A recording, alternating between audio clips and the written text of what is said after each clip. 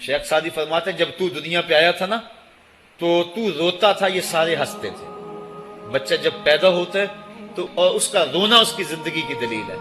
جب تک بچہ چیختا نہیں سارے پریشان ہوتے ہیں، آواز نہیں آ رہی، پتہ نہیں زندہ ہے کہ جو ہے وہ گوشت کا لوتھڑا ہے۔ جب بچہ چیختا سارے خوش ہو جاتے ہیں، مبارکیں دیتے ہیں، مٹھائیاں بانٹتے ہیں، تو اس کا رونا اس کی زندگی پہ دلیل۔ شیخ سعدی فرماتے ہیں جب تو آیا تھا تو روتا تھا، یہ ہنستے تھے، ایسے زندگی گزار تو ہنستا ہوا جائے یہ روتے رہ جائے، یہ نہ ہو کہ روتا آیا تھا روتا ہی جانا پڑے تجھے۔ ربی بن حراش ساری زندگی نہیں مسکرائے، فرماتے تھے کیا خبر میرا انجام کیا ہوگا۔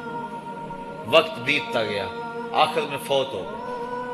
ان کا بھائی ربی بن حراش غسال کو بلا لایا کہ میرے بھائی کو غسل دو۔ غسال جب غسل دینے کے لیے داخل ہوا تو فوراً باہر پلٹ آیا۔ ربی پوچھنے لگا کیا ہوا ہے؟ کہا یار تیرا بھائی بڑا عجیب ہے۔ کہا ہوا کیا ہے؟ کہا نحنو نغتسلہ وہو یتبسم، ہم اسے غسل دیتے ہیں وہ آگے سے مسکراتا ہے۔ کہا اس نے قسم کھائی تھی جب تک اپنا اچھا انجام نہیں دیکھوں گا نہیں مسکراؤں گا۔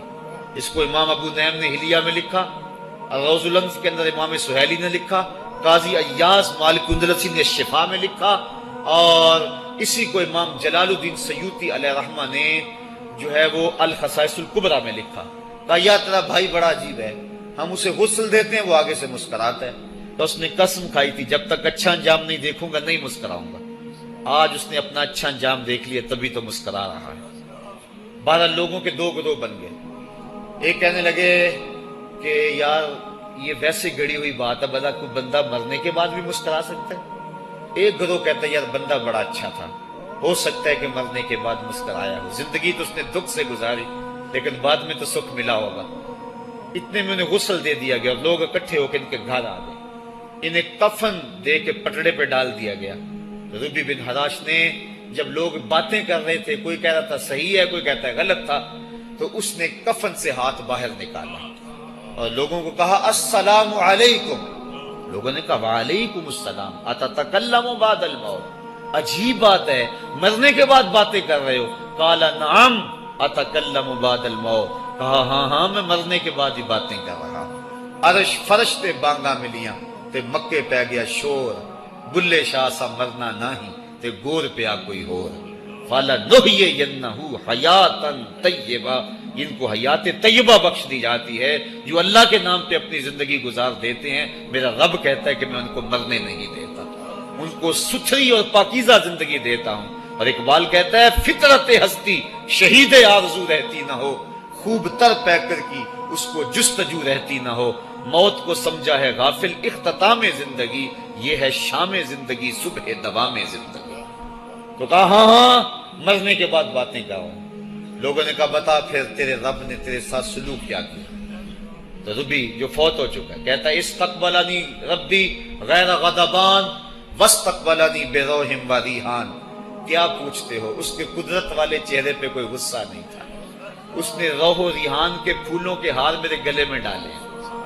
لوگوں نے باتیں پوچھنا شروع کر دی، موقع مل گیا ایک مردہ بول پڑا، کوئی ادھر کی پوچھ رہا ہے کوئی ادھر کی پوچھ رہا ہے۔ امام ابو نعیم لکھتے ہیں کہ جب لوگوں نے سلسلہ کلام طویل کر دیا تو ربی بن حراش نے کہا اجلوا بی ولا تؤخروا بی لان ابا القاسم ينتظر علی الصلاۃ، دیر نہ کرو مجھے جلدی جلدی قبرستان میں لے جاؤ، تم مجھے باتوں میں لگا رہے ہو، امام الانبیاء میرے جنازے کا انتظار فرما رہے ہیں۔ لوگوں نے جنازہ پڑھا اور اپنے گھروں میں آنے کی بجائے سیدھا ام المومنین حضرت عائشہ صدیقہ رضی اللہ تعالی عنہا کی چوکھٹ پہ چلے گئے اور جا کے سارا ماجرا کہا۔ وہ ابھی باقاعدہ حیات تھی، کہا ایک آدمی نے مرنے کے بعد یوں باتیں کی ہیں، آپ اپنی رائے بتائیں کہ یہ کیا ہو سکتا ہے۔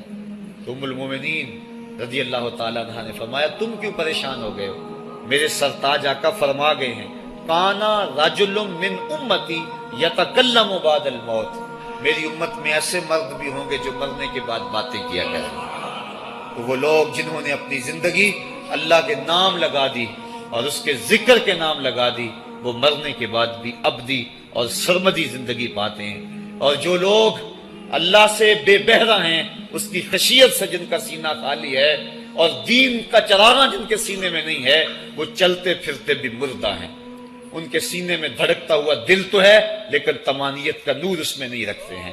وہ دھرتی کے اوپر چلتے تو ہیں لیکن دھرتی کا بوجھ ہیں، لیکن یہ لوگ وہ دھرتی کی چھاتی میں ہیں لیکن دھرتی کا وقار ہے۔ ان کی قبروں سے بھی زندگی پھوٹ رہی ہے اور ضیائیں پھوٹ رہی ہیں۔ میں جب بھی کبھی لاہور گیا ہوں تو ایک منظر مجھے اپنی طرف کھینچتا ہے، جب میں دریائے راوی کے اس پار ہوتا ہوں تو میں ایک قبر دیکھتا ہوں جس پہ حسرتیں برس رہی ہیں۔ وہ بر صغیر کا مطلق العنان حکمران، جس کی کے اشارہ ابرو سے ہندوستان کی تقدیر بدلتی تھی، آج چند تاش کھیلنے والی ٹولیاں اس کی قبر پہ بیٹھی ہیں۔ اس کی محبوب بیوی جو بادشاہ کے پیچھے بیٹھتی تھی اور پردہ پیچھے لٹک رہا ہوتا، بادشاہ کا کوئی فیصلہ اسے ناگوار ہوتا، پیچھے سے وہ کمر ٹھونکتی، بادشاہ فیصلے بدل لیتا۔ جس کے اشارہ ابرو سے ہندوستان کی تقدیر کے فیصلے تبدیل ہوتے تھے، اس کی قبر بھی ساتھ ہی اندھیرے میں ہے۔ اور اس کی بیٹی کی قبر کے اوپر زیب النساء کے مقبرے پہ لکھا ہے، بر مزار ماں غریباں، نہ چراغے نہ گلے، نہ پرے پروانہ سوزد، نہ صدائے بلبلے۔ ہم غریبوں کی قبر پہ کون چراغ جلانے آئے گا، کون پھول ڈالنے آئے گا؟ نہ کوئی بلبل گیت گانے آئے گی اور نہ کوئی پروانہ پر جلانے آئے گا۔ یہ وہ جو مطلق العنان تھے، یہ ان کی قبر کی کہانی سنائی۔ اور جب میں دریائے راوی کا کنارہ پار کرتا ہوں تو ایک لوح مزار وہ بھی ہے جہاں جلی حروف میں لکھا ہے، گنج بخشے فیض عالم، مظہر نور خدا، ناقصاں را پیر کامل، کامراں را رہنما۔ جب زندگی ایک طرح کی نہیں ہوتی تو پھر موت بھی ایک طرح کی نہیں ہوتی۔ جب دنیا پہ رہنے والے لوگ ایک طرح سے زندگی نہیں گزارتے تو ان کی برزخ بھی ایک طرح کی نہیں ہوتی۔ تو یہ ہیں وہ لوگ جن کی قبروں پہ آج بھی چراغاں ہیں، جن کے نام کا آج بھی تنتنا ہے۔ 1000 سال گزر گئے، ان کی نسبی اولاد تو کوئی نہیں ہے، انہوں نے شادی بھی نہیں کی تھی، لیکن اس کے باوجود دن کو چلے جاؤ، کڑکتی دوپہر کو چلے جاؤ، برستی بارش میں چلے جاؤ، لمبی رات کی تنہائی میں چلے جاؤ، موسم کی کسی بھی شدت میں چلے جاؤ، حکومتوں کے بدلتے ہوئے ماحول، مارشل لاؤ کی کیفیتیں، جس دور جس حالت میں مرضی جاؤ، آپ کو وہاں میلہ نظر آئے گا، وہاں ہجوم عاشقہ نظر آئے گا۔ ارے میں گسارو سویرے سویرے، خرابات کے گرد پھیرے بپھیرے، کبھی اس طرف بھی گزر کر تو دیکھو، بڑی رونقیں ہیں فقیروں کے ڈیرے۔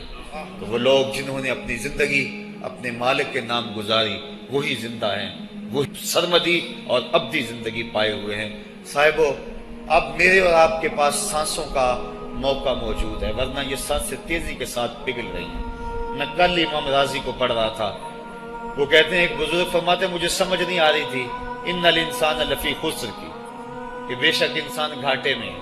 تو میں سوچ رہا تھا کیسے گھاٹے میں ہے، تو کہا کہ مجھے سمجھ اس طرح آئی کہ میں بازار گیا، میں نے ایک شخص کو دیکھا جو پھٹے پہ برف رکھ کے بیچ رہا تھا، اور آواز کیا لگا رہا تھا، ارحمو ارحمو من یذوب راس مالہ، اور رحم کرو اس بندے پہ، اگر تم نے تھوڑی بھی دیر لگا دی اور میرے سے سودا نہ خریدا تو میرا جو راس المال ہے میرا وہ بھی لٹ جائے گا، کیونکہ برف تو میری پگھلی جا رہی ہے، اور اگر تم نے خرید لی میری برف تو میرے پیسے کھڑے ہو جائیں گے، اور اگر تم نے میری برف خریدنے میں دیر کر دی تو جو میں نے پیسے لگائے ہیں میرے وہ بھی پورے نہیں ہوں گے۔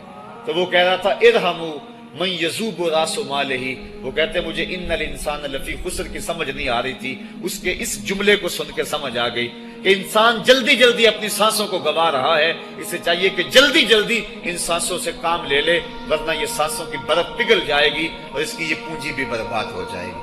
تو صاحبو، میں اور آپ لمحہ لمحہ موت کے قریب ہو رہے ہیں، لمحہ لمحہ موت کے قریب ہو گئے۔ آج میں دوپہر کو بیٹھا تھا تو وہ ایک شخص آ کے میاں صاحب کا شعر پڑھنے لگا، دیگر تے دن گیا محمد اوڑک نو ڈب جانا۔